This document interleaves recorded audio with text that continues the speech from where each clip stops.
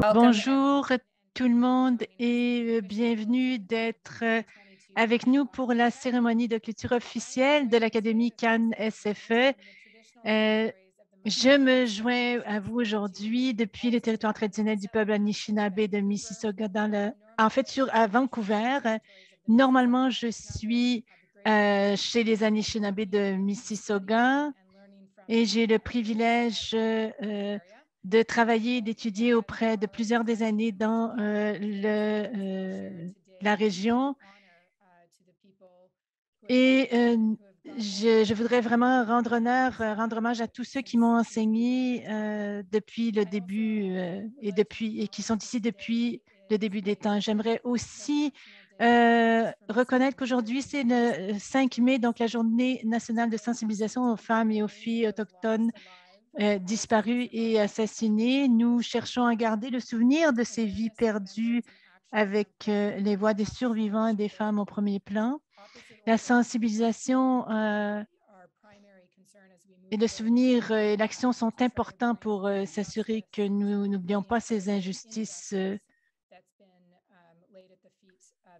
Et il y a eu tant d'injustices envers les peuples autochtones et les filles et les femmes autochtones. Durant la dernière semaine, ça a été un grand plaisir pour nous au secrétariat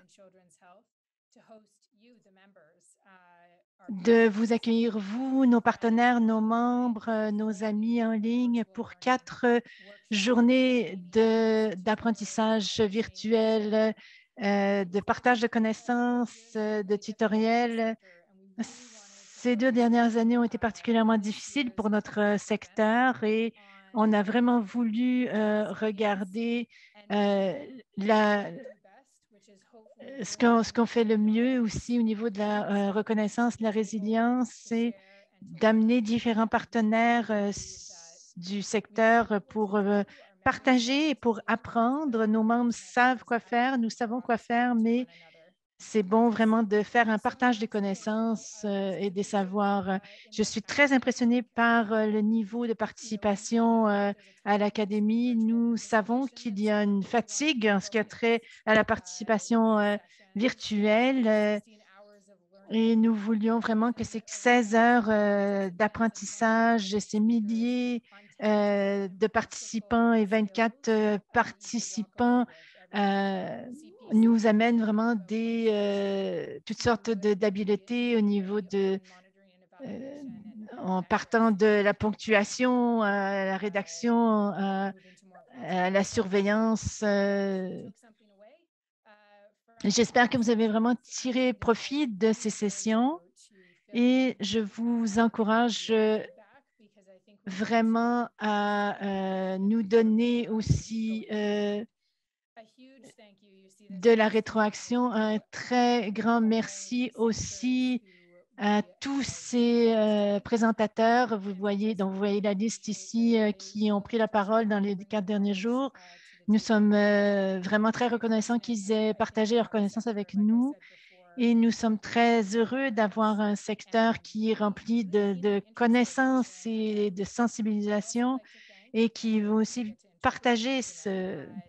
Et j'aimerais aussi remercier les interprètes, Olivier et toute son équipe d'America Interprétation. Ce n'est pas facile avec ce niveau aussi d'excitation. Il y en a parfois qui parlent très vite.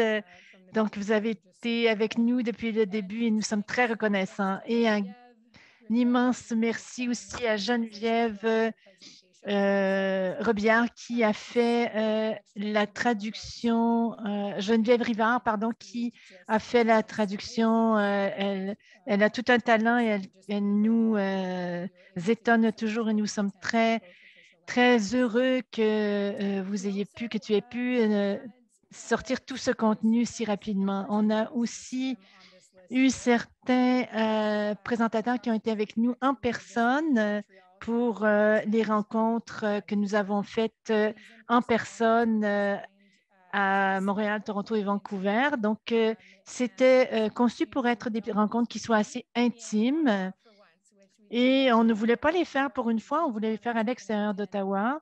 On voulait vraiment créer des liens avec des organisations à l'extérieur d'Ottawa. Et nous avions à peu près une centaine de membres qui étaient en personne. Et c'était vraiment génial d'avoir d'être ensemble et de pouvoir reconnecter. J'espère qu'on aura plus de ça dans le futur. On voulait aussi utiliser cette occasion aujourd'hui pour terminer ces apprentissages, pour annoncer un nouveau projet, un lancement en fait sur les espaces collaboratifs, la collaboration canadienne. On a regardé comment nous pouvions réunir les connaissances des ONG et des institutions et des établissements de recherche pour vraiment faire progresser notre secteur au niveau des données. Et en se basant sur les données, nous avons besoin de ces données probantes et de ces connaissances pour prendre des bonnes décisions et de faire les bons choix. Et c'est pour cette raison que nous avons établi justement cette collaboration. Le processus est vraiment basé sur une approche qui est féministe et nous voulons créer vraiment un momentum vers les ODD, les objectifs de développement durable. Donc, on a étudié, développé, inspiré qui sont les piliers de cette collaboration et nous allons en parler un peu plus. Le premier projet est la collecte de données sur l'avortement autogéré en contexte humanitaire et fragile de l'Université d'Ottawa, la Fédération nationale de l'avortement Canada. C'est un projet qui est livré en République du Congo, au Pakistan, Venezuela. Et ils vont vraiment aller chercher des données probantes vraiment sur les questions de l'avortement dans ces différents pays. Ils veulent aussi développer des recommandations et travailler à encourager vraiment la capacité des différents intervenants. Donc, il y aura une collecte de données dans les 3 pays mentionnés. Donc, on développera les recommandations et les outils. Et je remercie toutes les organisations qui sont impliquées dans ce projet en particulier et à ce moment précis, alors qu'on voit partout dans le monde et particulièrement chez nos voisins du Sud, tout un défi qui est lancé aux femmes qui veulent faire ce choix. Et on a aussi travaillé avec nos collègues des services de santé qui travaillent au niveau de l'avortement parce qu'ils sont vraiment mis au défi aussi. C'est une période qui est très difficile et qui est parfois crée une menace même à leur vie. Donc, je remercie et je félicite donc l'université et pour ce projet. On demande aussi aux gens qu'est-ce qui est important. Donc, on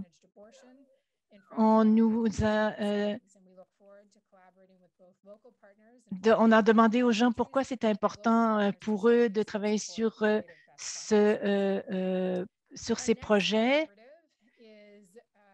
Notre prochaine collaboration sera présentée par l'Université de Toronto, Nutrition internationale et l'Institut,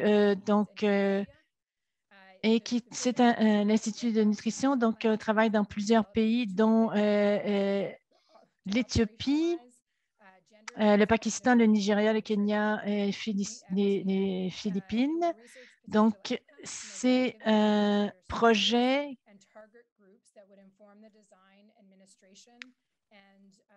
qui regardera au niveau de l'administration, de la conception des projets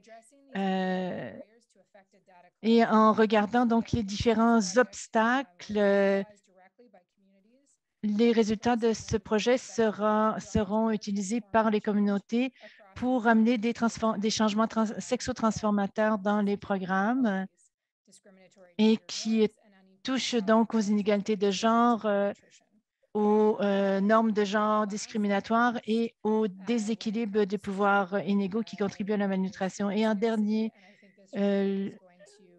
lieu, je pense que ce cadre nous aidera vraiment à comprendre comment nous pouvons aller chercher des solutions en ce qui a trait au programme de nutrition. Et lorsqu'on a parlé à ces gens, l'Institut, ils nous ont dit notre labo vise à s'appuyer sur l'élan créé par le cadre sextro-transformant pour transformer la manière dont les organisations abordent les causes sous-jacentes de la malnutrition grâce à la co-création d'outils pratiques et de conseils pour la promotion de l'égalité des genres et l'autonomisation à travers l'action multisectorielle. Encore une fois, c'est un moment au niveau de la nutrition. Nous savons qu'il y a des crises qui vont augmenter dans les semaines, les mois à venir et nous espérons vraiment que le Canada sera présent lorsque il est question de regarder les implications liées à l'inégalité de genre et de sexe partout dans le monde. Donc, j'ai bien hâte de voir ce que ces projets découvriront. Et le dernier et troisième projet est mené par l'Université de Calgary, l'Association canadienne pour la santé mondiale, l'Université des sciences et technologies de Mbarara et le Common Language DST. Le projet se déroulera au Canada et en Ouganda. Ce laboratoire de récits numériques s'attaquera aux obstacles importants qui limitent la qualité des données et la diffusion de la recherche en utilisant une méthode participative de recherche féministe en santé publique. Le labo entreprendra un examen rigoureux de la littérature et une étude de portée incubera l'approche DST par le biais d'une enquête d'évaluation des besoins. Ce projet consiste à préparer un ensemble de DST fondé sur des données probantes éclairé par la pratique et axé sur la santé, comprenant des lignes directrices, des recommandations et des innovations qui pourront être adaptées en outils, en matériel de formation pour être partagés avec d'autres au Canada et ailleurs.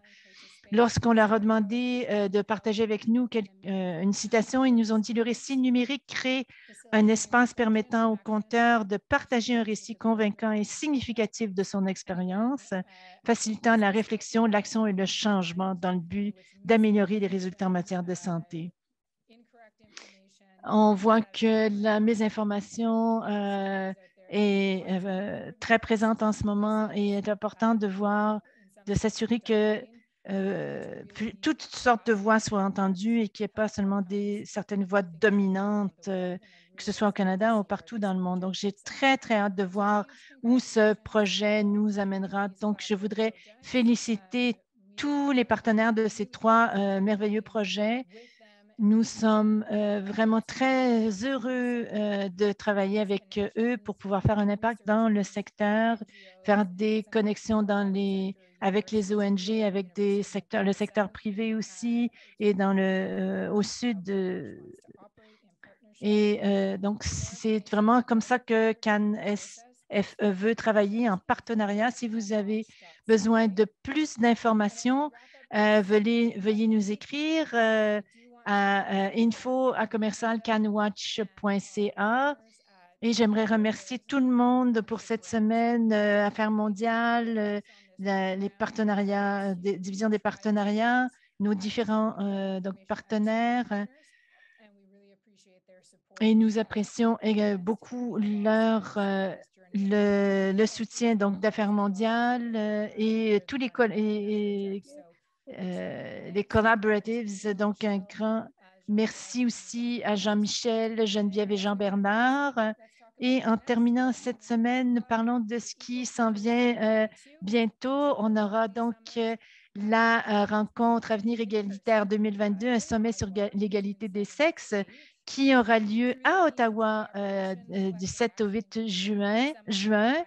À travers le thème collaboration, action collective et communauté, le sommet offrira un forum en personne au mouvement pour l'égalité des sexes afin de se réunir, de créer des liens, de renforcer les capacités, de partager l'expertise et d'établir les actions collectives qui ouvriront la voie à l'avancement de l'égalité des sexes au Canada. Donc, nous voulons vraiment aussi tendre la main à toutes les personnes qui travaillent dans le domaine de l'égalité des sexes. Nous voulons vraiment créer des partenariats par-delà les frontières. C'est vraiment en travaillant ensemble que nous pourrons atteindre les objectifs de développement durable. Et c'est vraiment important, ce sera vraiment important d'assister à ces différentes séances qui aborderont toutes ces questions. Merci encore une fois vous être joints à nous cette semaine et n'hésitez pas à nous écrire à info@canawatch.ca ou vous pouvez m'écrire directement à moi, Julia Anderson, J. Anderson. Et merci beaucoup et au revoir à tous et à toutes.